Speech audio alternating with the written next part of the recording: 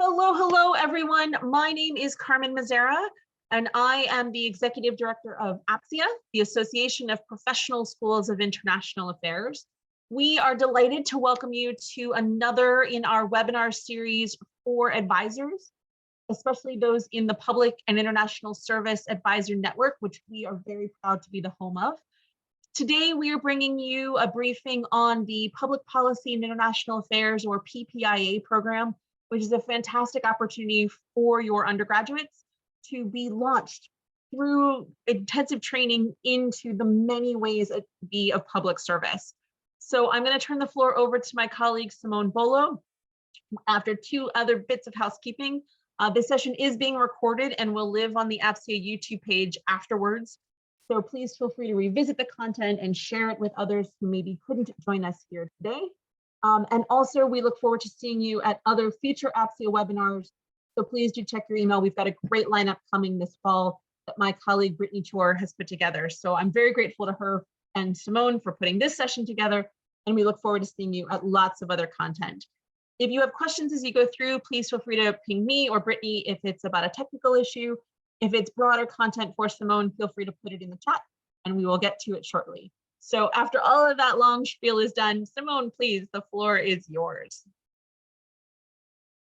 Thank you, Carmen, and thank you again for the invitation to present to advisors about the Public Policy and International Affairs Fellowship Program. My name is Simone Bolo, and I'm an Executive Director, and it's a pleasure to be with you all this afternoon. What I'm going to do is walk you through our program that we are offering. And right now we're doing this presentation because it's our application season. Our application opened on September 1st and it closes on November 1st. And so this is prime time for recruitment for us. We spend a lot of time educating advisors, influencers, working with schools across the country about our program. And our alumni also does a lot of recruitment for us. So we're working with alumni as well to get the word out about PPIA. As you can see here, the first slide is a picture from our last cohort. This is our cohorts. They go to Washington, D.C. during the summer. It was our first time back in person this summer. And two of our cohorts are Princeton University and our Carnegie Mellon cohort. Spent some time in D.C. this summer learning about opportunities in public service. So next slide here. So who are we as an organization? Our mission really is around cultivating the next generation of diverse public service and international affairs professionals by investing in the things that we know that are vital for their success: education, skills, networks that are going to affect how they go into the careers of public service, whether domestically or globally. And we do this in a very inclusive way by trying to bring folks together who are compassionate and have a vision for how do we make the world a better place? We call them change makers in our case. In terms of the breakdown of who's typically represented in our program, very diverse program, as you can see on the graphic on the right, in terms of our goal is to ensure that we're helping to cultivate a workforce that looks like our country and world. And so the diversity and inclusion and equity is vital to the work that we're doing. And our alumni represent that, and the fellows that we bring into the program represent that and reflect that diversity as well. We've been around for over 45 years. And so our goal is preparing folks for advanced education at the graduate level, that we understand that by providing that opportunity to folks, it gives you access to leadership and making decisions at the higher levels as well. And so that is our approach. We do that through the Junior Summer Institutes, which is the rigorous 7-week preparation for graduate school boot camp and program that is residentially based on 6 campuses. We also do that through having very strong strategic partnerships with policy schools across the country. We have a graduate school consortium that's made up of over 60 policy schools that are actively recruiting and engaging with our folks in our network as they're making decisions about graduate school and next steps in their careers in public service. And then we have a large alumni network. So with any program like ours that's been around for a significant amount of time, that means we have a large pool of alumni. So we have an alumni pool of over 40,000 across the world and country that are engaged with us in a number of ways, that have gone through a very similar training in different forms, but are also committed to public service. So in terms of our programming as it currently stands, our Junior Summer Institutes, also we call them JSIs for short, is really about bringing a diverse cohort together that can learn and gain from each other's work over the summer in the rigorous preparation piece, which is coursework, but then also create a network that will last with them for a lifetime. And that network is instrumental in a number of ways. As I talk about the alumni network, I can share more information about that as we move through the slides here. But currently, our Junior Summer Institute hosts, we are at 6 schools. We're growing. So in my leadership, we have added 2 additional JSI host schools. The newer schools is the Evans School of Public Policy and Governance at the University of Washington, the Humphrey School of Public Affairs at the University of Minnesota. So in addition to those newer members, we also have programs at the Ford School at the University of Michigan, Hines College at Carnegie Mellon University, Princeton University, and UC Berkeley, which is not on here, I just noticed. So we'll have to fix that. Their policy school, the Goldman School. In terms of programming, we also do some outside of the Junior Summer Institutes. We also host public service weekends.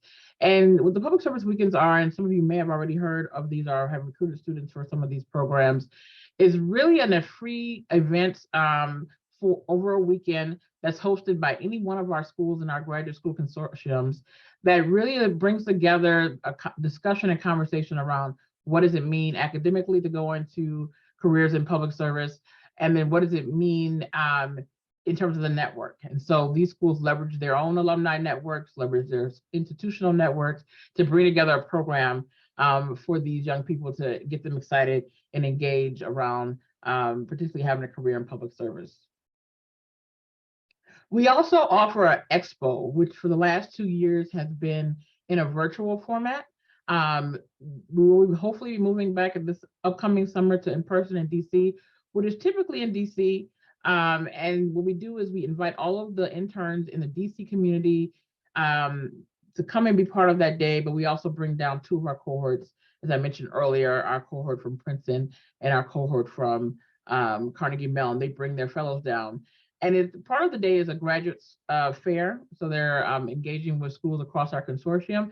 And then the other part of that day is opportunities fair, where they're connecting with the DC government community in terms of what types of internships and jobs are available to them. We're a national program. So we're actually a national 501(c)(3). As you can see, here are our programs around the country, as I mentioned earlier.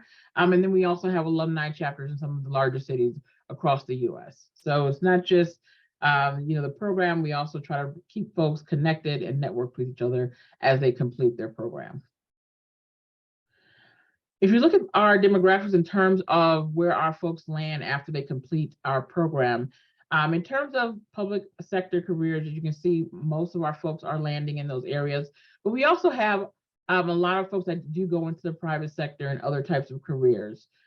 In terms of the degrees granted, you can also see that folks from our training go into receive policy degrees, degrees in international affairs, law, and doctorate degrees as well. And so that just gives you kind of a little bit of a sense of our outcomes as we're preparing folks to go into public service careers.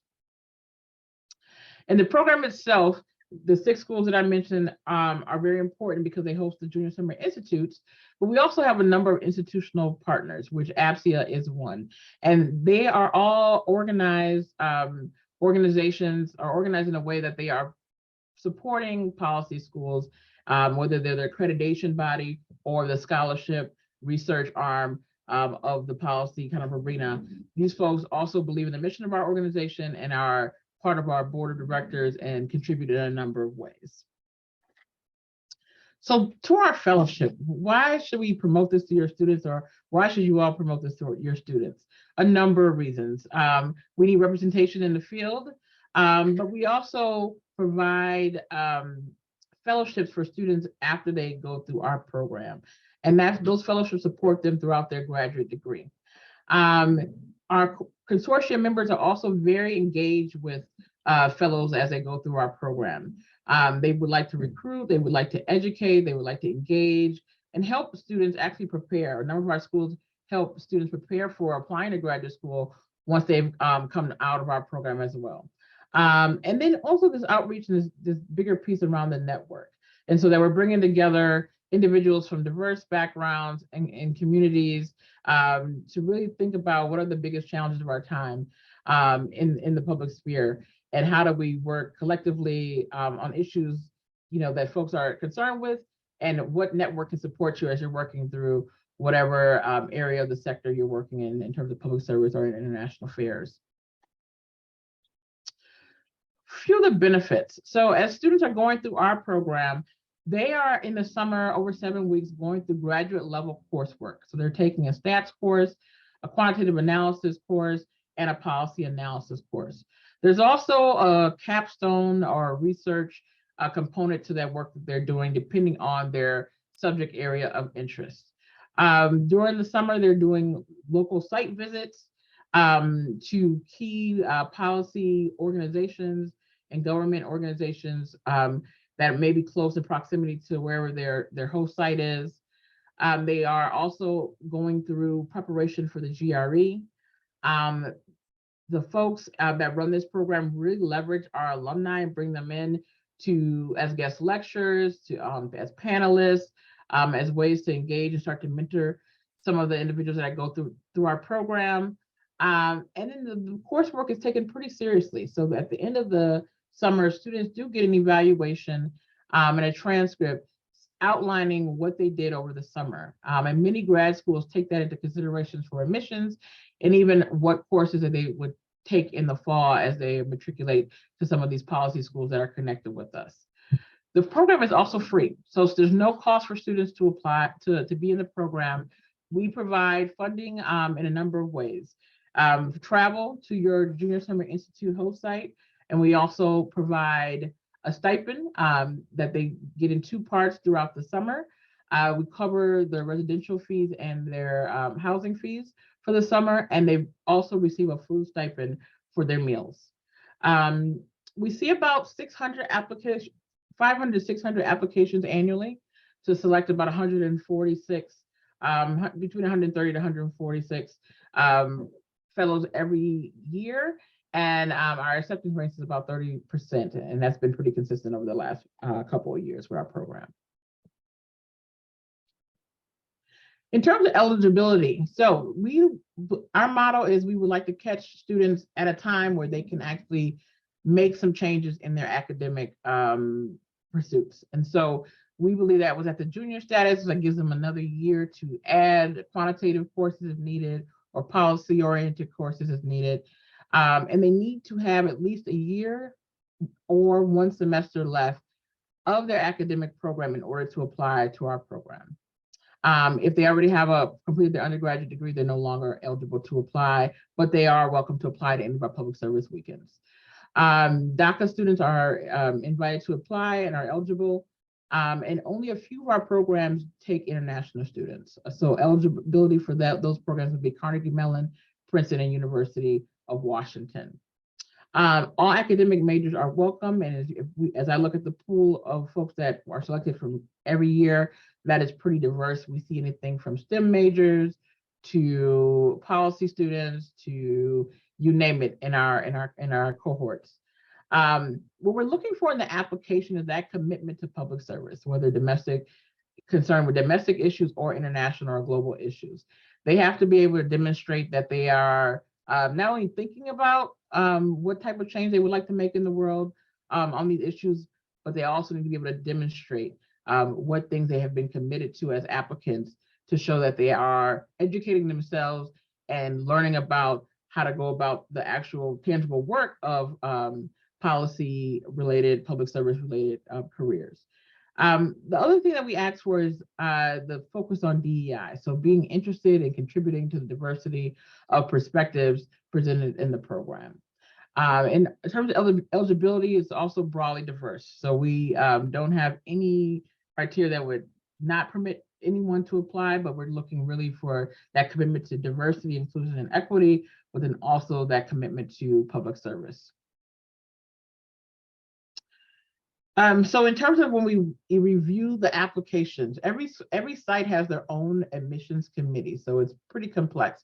What happens is when students apply to our program, they rank the schools. And what we encourage students to do when they're applying is to really look at the institution, the policy school, look at their mission, look at their programming, and to really build an application that is general enough to say, I am committed to public policy, international affairs, but then also that's specific enough that says, I have looked at the schools that are hosting this and I understand what I'm going to get in terms of experience of going, to a Ford school or to a Carnegie Mellon. So we'll be able to see that in the ranking and how they describe their interest in public service. But essentially across all programs, the core elements of the program in terms of the preparation piece is very similar, if not pretty much the same. We want to see that demonstration, as I mentioned before, committed to public service, that's demonstrated in their application, and that they're really focusing on, in that demonstration, how they're addressing issues that affect underrepresented communities. We ask for 2 letters of recommendation. We ask for an academic letter, someone who can speak to their academic abilities, and then we also ask for a professional letter, so someone who can speak to that demonstrated commitment to public service or working outside of the academy. And the other part we're looking for strong applications, that they're well put together, they're well written, the essays are clear, and that the students really have put thought into their application process, and not only put thought into, but also use their resources around them to ensure that their application is the best one they can put forward.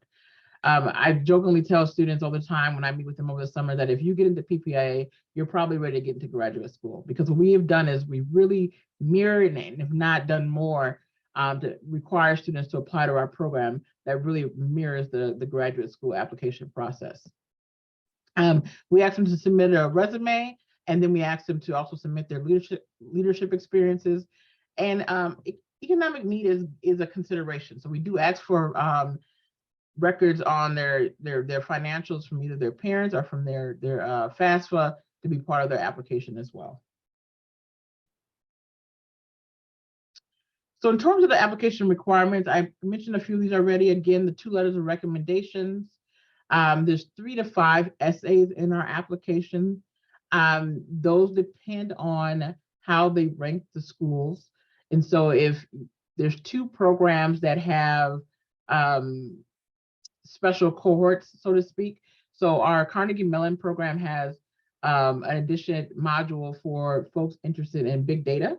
And so if they rank that as being one of the top, they'll have the option to write more about why they would want to go to Carnegie Mellon. And then our UC Berkeley program has a module on law. So if they're thinking about a dual degree possibly in either law and policy, then there's an additional component that they will have the right to speak to that if they would like to be considered. In both of those tracks, 10 students are additional to the 20 that are admitted that just focus on those and they participate in those modules. Resumes, I mentioned before, all transcripts from all colleges attended, and then that financial information that we require as well. Carmen, I don't know if it makes sense to pause here for any questions. I see there's some numbers in the chat, or should I just keep going and wait till the end? If you'll cover questions about credits and transfers later on, we can wait till you get there, but if that would fit well with where you are, that works too. I think we can take a pause here. I need some water too. So what were some of the questions that are popping up? So one of the questions has been whether students are able to transfer credits from the summer program back to their home institution. Sure, that is institution specific. So I actually get that question. We get that question a number of ways every year. So it's really based on the institution. So what I typically advise students to do is to make the ask, and it's really up to the institution of what they will do with those credits. 2 of our programs do give official transcripts. I want to say it's Carnegie Mellon, and I'm blanking on who the other one is. It might be Ford School. They actually give out actual transcripts that are in their system. The rest of the programs give out evaluations, so it describes the courses and then the outcomes based on the student's performance.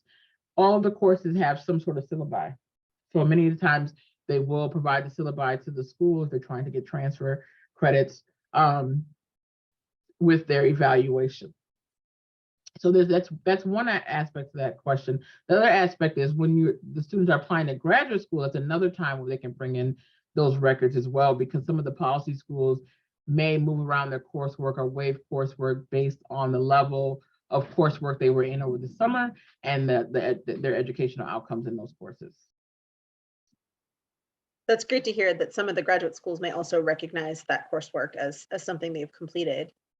In terms of the application requirements, you've talked a little bit about this, but I'm particularly curious how students who maybe are juniors now, so they came in as freshmen during COVID, can talk about the experiences that they've had or demonstrate a call to public service when much of their undergraduate career has been complicated by world events. Yeah. So this is the first webinar, so I'm so glad that question's out there, because I haven't even thought about that. It did come up with our application kind of process this year of how to capture, what courses were hybrid versus not, or virtual completely versus not. So I think, given that that's already part of our conversation, the schools that are hosting junior summer institutes are aware of that, because we've all had to make accommodations and changes. And I think in that space, even during a time when we were all virtual, many of the programs like ours and internship programs also provided a hybrid or virtual way to be able to still have experiences. And we did a lot of actually work around promoting that. Even though we're all sitting at home in front of Zoom, there's still ways to get engaged. There's still ways to identify opportunities in the virtual world. So I think we're looking for some commitment to that, I would say, and being able to articulate that clearly. And one of the things that I talk to students also about is, like, it's one thing to do an experience, but really talking about those learning outcomes. So whether experience was in person, hybrid, or virtual, is really to talk about what were those outcomes and recognizing the time we're in doing that, and just being really transparent around that. I would say if students have found it challenging to find opportunities to demonstrate their commitment to public service, to express that and just be, transparent in the application about that. And if there's any other things, whether it's some sort of volunteerism or things on campus that they were doing that aligns with that, or they even come from like just a challenging background where maybe they didn't have options because of other financial commitments or commitments with their time based on the needs of their family, to just be really transparent about that. Because if we go through holistic review, we're looking for all of those things. And the more the student can tell us, the better. There is a place in our application for extenuating circumstances. And so in that place is also a place where a student can make a case or explain something that needs to be explained to the application review committees. I love that emphasis on not what they couldn't do, but all the things that they could do and how they found opportunities and capitalized on them. I think we're good if you'd like to continue on with the slides, and we'll take some more questions later on. Sure, we'll keep going. I think we might be getting close here. Let's see here. So as I mentioned, application opens September 1st. And so we have folks already in our system, and we have a new system, submitting their applications and filling that out. It is a system that's saved, so students can go into there now and start to enter things, save, and come back to it to complete it up to the final deadline. So that ability to edit and submit things will be open up to November 1st. As I mentioned earlier, we see about over 500 applications a year. We strongly encourage folks to apply early before that November deadline, particularly if there's questions. And also, it's not an application you can do overnight. There's a lot of components to it. There's a lot of documents students need to have, and there's a writing component to it that's pretty significant. So, as you're talking to your students, please encourage them to use their resources, to reach out to the national office. We will be doing something called PPIA Mondays, where we're holding sessions for students to answer questions for them about the application and any questions they may have as they're going through it. Those will start next month. We also have a webinar that will be hosted on October 3rd. You'll start to see some of that promotional material come out next week for anyone who's applying, to kind of walk through the application process for them. So that'd be another opportunity for you to send students our way. Each, as I mentioned earlier, and maybe I didn't say it in enough detail, we have 6 host sites. They all have 6 individually crafted admissions committee. And so each JSI does approach admissions in their own unique way. And that's really up to them because it's their program in the sense of like their policy school, and each policy school is unique within its own right. So there is a piece of students being aware of like how they're ranking their schools and having some background knowledge about the schools that they put together their application. In that application, they will be ranking the schools. And so we strongly encourage that students rank all schools, because essentially, you get a very similar experience in terms of the academic preparedness piece. And what looks different is kind of those other pieces around who comes in as guest lecturers, speakers, panelists.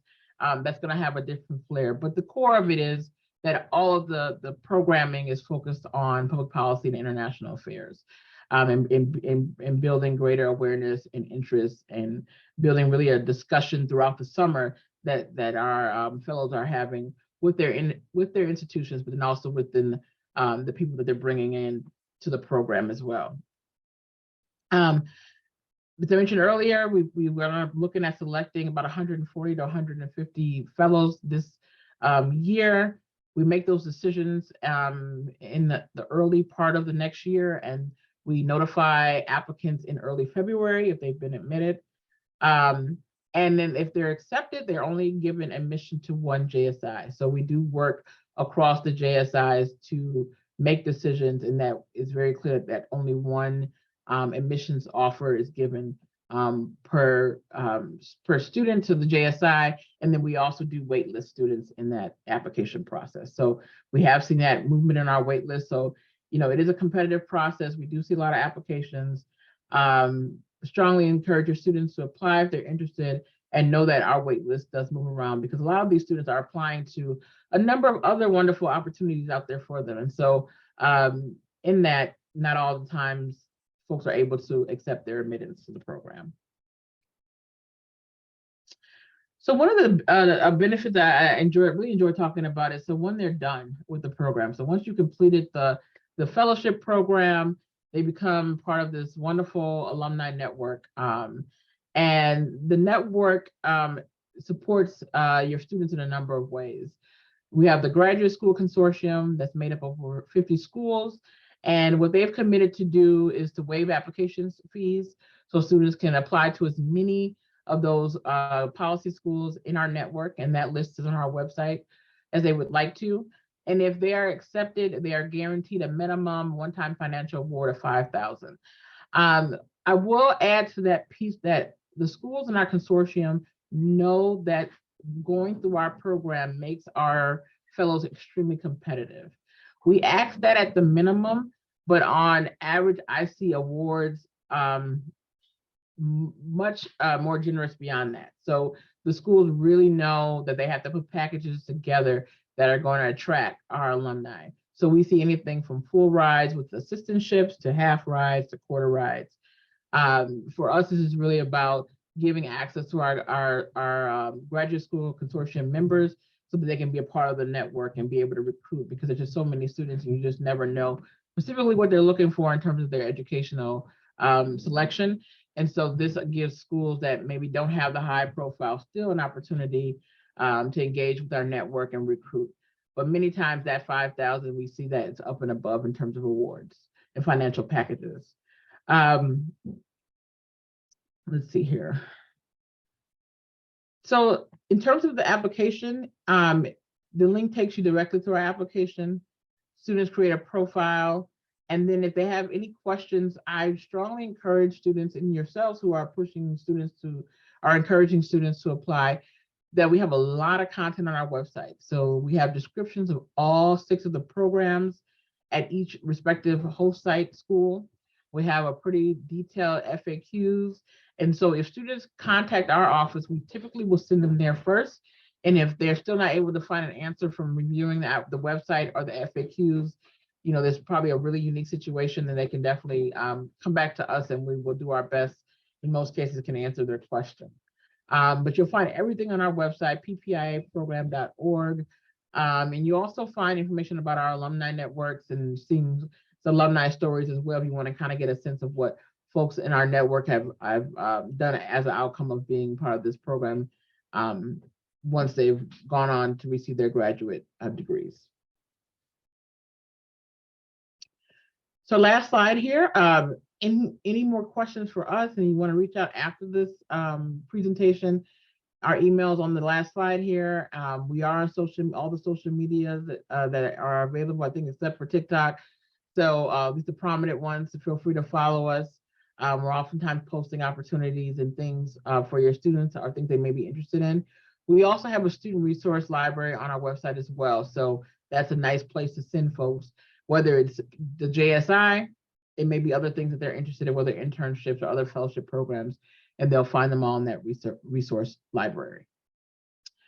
With that, I will stop here and open it up for any questions.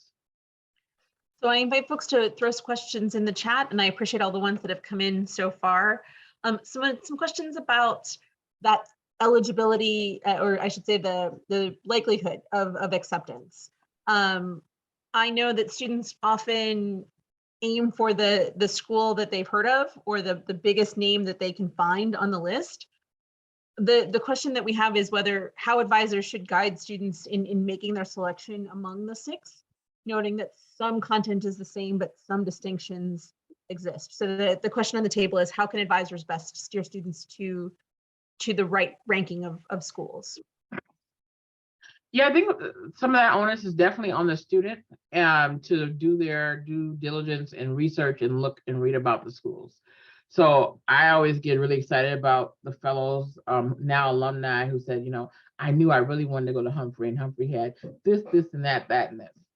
And Humphrey is excited about reading those applications because they know this student wants to be here and can see themselves potentially as a place, they would want to be. And they may decide to go to any other policy school in the country, but they know there's kind of an interest there, and they've done their due diligence to know that there's an interest there.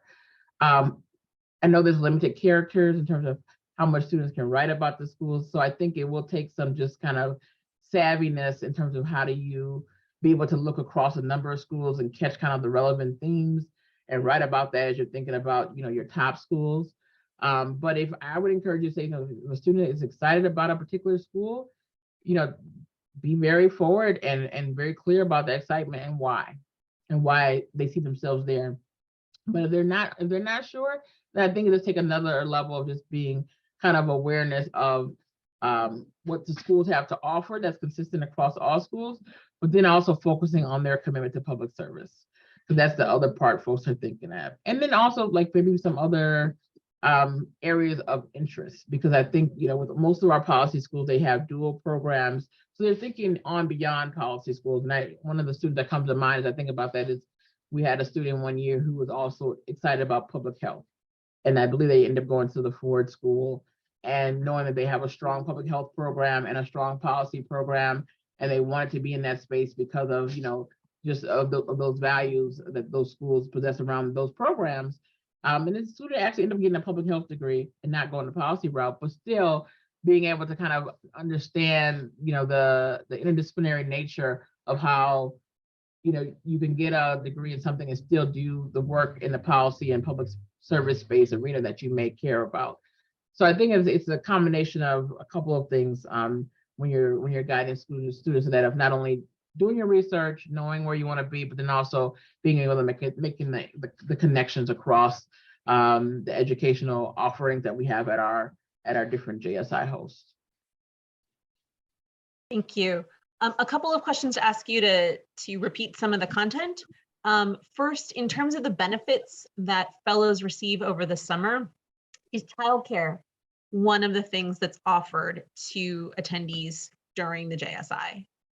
Childcare is not offered, and that is a challenge. We have had some student parents admitted to the program, and they've had to figure that out on their own. Thank you. Also, in terms of benefits, could you repeat or unpack a little more what JSI alumni are offered in terms of fellowships after the program is completed?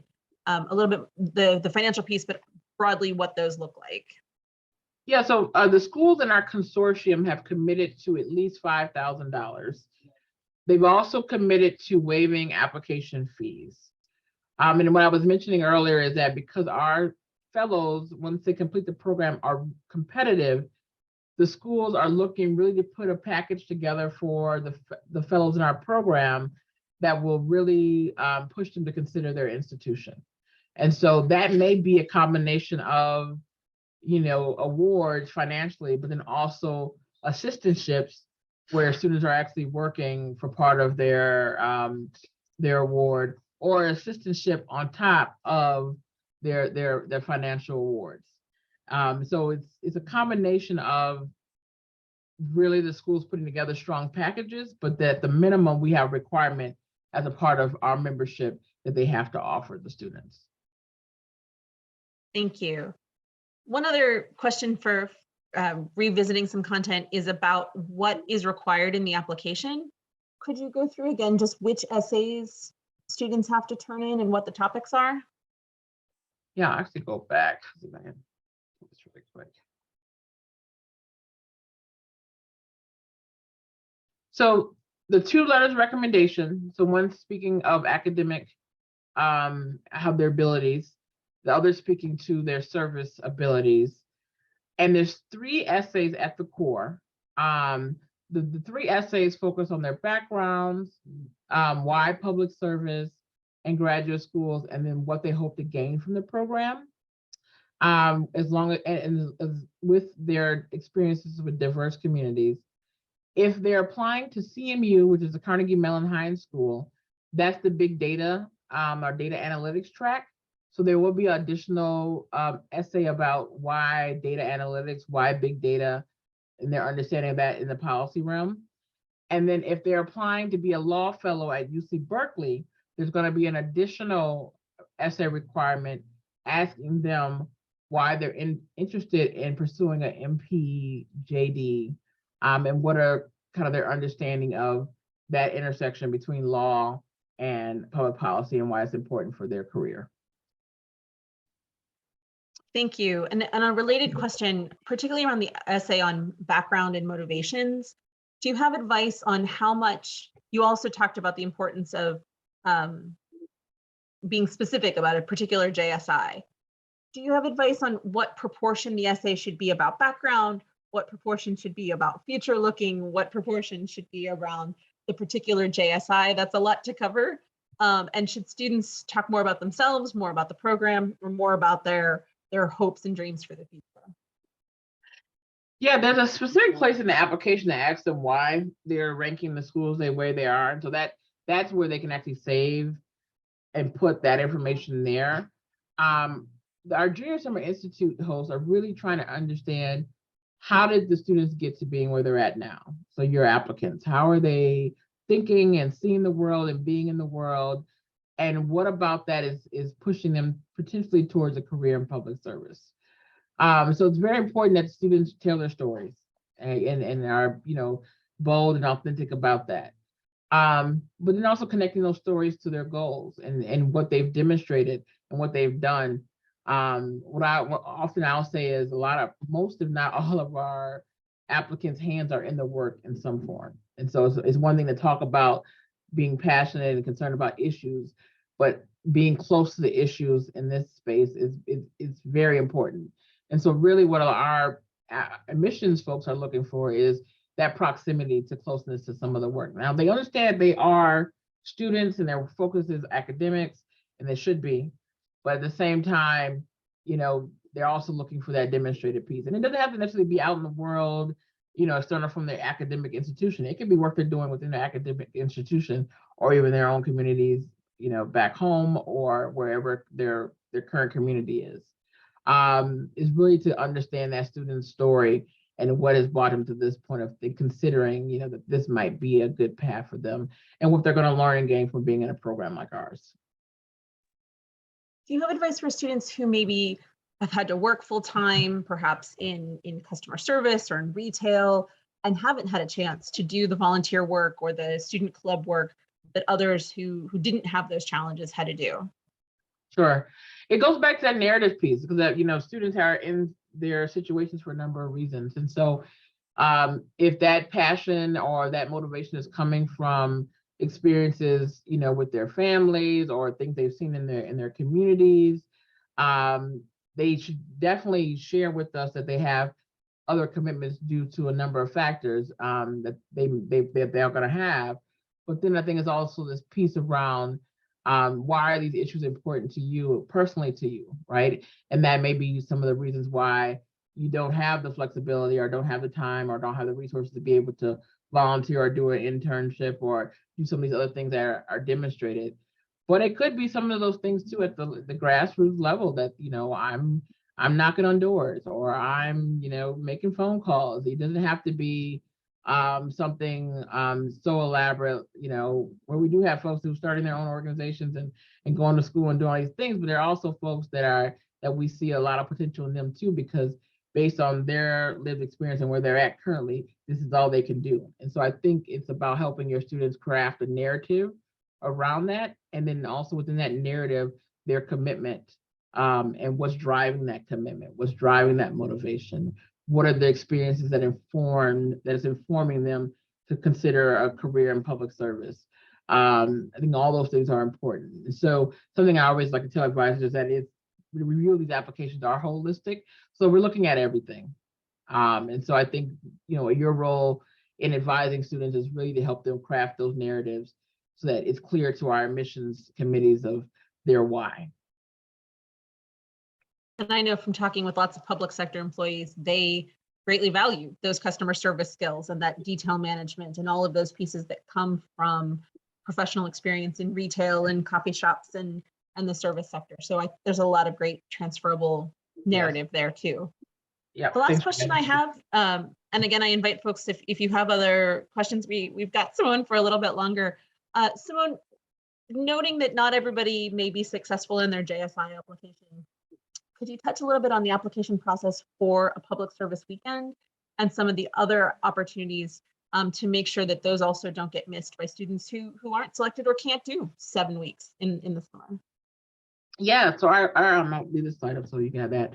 Our public service weekends are typically in the summer. I think the last one we had 4, 2 were virtual, 2 were in person. So we're gradually moving towards in person. If you have a student who's like, I missed the mark, I'm not too sure, I would encourage you to have them subscribe to our on our website so they get emails and notifications from us and subscribe to us on social media. So that's our go-to for posting any of our opportunities. As for the public service weekends, typically it's an application form. It's not as extensive as the Junior Summer Institute. It's usually 1 or 2 essay questions, a transcript sometimes, and a resume. So that application is a little bit of a lighter load. And students can apply to as many of those as they would like. We try to work with our schools that not to have too much overlap in admitting folks so we can offer the opportunity to a variety of individuals. So you'll start to see announcements for those in early kind of like spring or late spring, early summer. The selection for those are really quick because there's a quicker turnaround. So students will hear probably within a number of weeks after the deadline. With the public service weekends, sometimes those programs are regional and sometimes they are national. So the LBJ school at University of Austin, Texas Austin, they held a regional program, but they still flew in and provided travel stipends for some students who were in close proximity to Texas. Some of the schools will do a whole national program like GW, and anyone from around the country and world, it was a virtual program, can participate. And what's really nice about those programs, not only is the exposure and the educational piece, but there's also a networking piece that goes with that again, which is one of the benefits of our program. It kind of gives you exposure to a new network of individuals that are all concerned about issues in our world and committed to potentially a public service career. So that's one of the kind of benefits there. And then the schools are doing a lot more that are hosting those programs to really kind of stay in touch with individuals post-program and really follow their career after they've attended one of those events, whether they want to go to policy school or they want to think about internship opportunities. Our schools are really proactive and engaged with students post-program to kind of follow up with them to see where they land and to help them as they're navigating their options. Did I answer your question with that? Carmen, you did. Okay, I couldn't recall. And for all the folks in the PISA family, you'll see those invitations when they come out from PPIA in my Friday emails, as well as generally on the list. Our last question for you, Simone, before we turn you loose. What is the stipend amount for completing the JSI? Yeah, there's a range depending on the school and how they set up their packaging. They start at 1,000 and they go up to about 1,500, and that's the actual funding directly to the students. That does not include their housing and food stipend. And so depending on the school, they have selected kind of how they do that based on the other activities that they're doing throughout the summer. But that's the range. Wonderful. Thank you so much. That's all the questions that I have seen in the chat, but I've thrown PPIA's website back in the chat function, and you have seen their social media handles and emails as well. So we very much hope that your students will think about the JSI. I know the JSI alum and students that I interact with are always just so motivated and so called to service and to something bigger than themselves. It's a really great community for them to be involved in. So thanks to all of you for spending 50 minutes with us today, learning about this great opportunity. And thanks to Simone for sharing her wisdom and insights with all of you so that you can hopefully point your students in this direction.